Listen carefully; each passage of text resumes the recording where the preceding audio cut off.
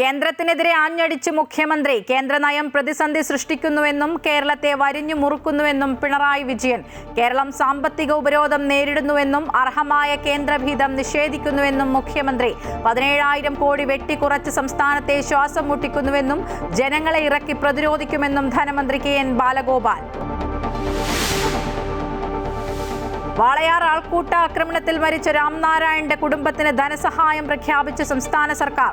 30 ലക്ഷം രൂപ നൽകും. സംഭവത്തിൽ ദേശീയ മനുഷ്യാവകാശ കമ്മീഷൻ റിപ്പോർട്ട് തേടി.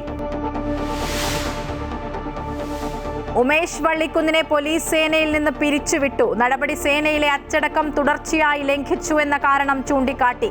പത്തനംതിട്ട SP-യുടെ നടപടി. ഉമേഷ് ആറന്മുള സ്റ്റേഷനിൽ സീനിയർ CPO ആയി തുടരവെ. സംസ്ഥാനത്ത് SIR-ൽ ആദ്യ കരട് പട്ടിക പുറത്തുവിട്ടതിന് പിന്നാലെ ജില്ലകളിൽ നിരീക്ഷകരെ നിയോഗിച്ച് തെരഞ്ഞെടുപ്പ് കമ്മീഷൻ. പരാതിരഹിത സംവിധാനം ഉറപ്പാക്കാനെന്ന് മുഖ്യ തെരഞ്ഞെടുപ്പ് ഓഫീസർ രത്തൻ യു ഖേൽക്കർ.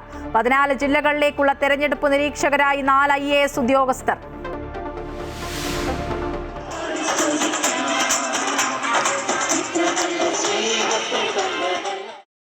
ക്രിസ്മസിനെ വരവേൽക്കാനൊരുങ്ങി ലോകം. ആഘോഷ നിറവിൽ ദേവാലയങ്ങൾ.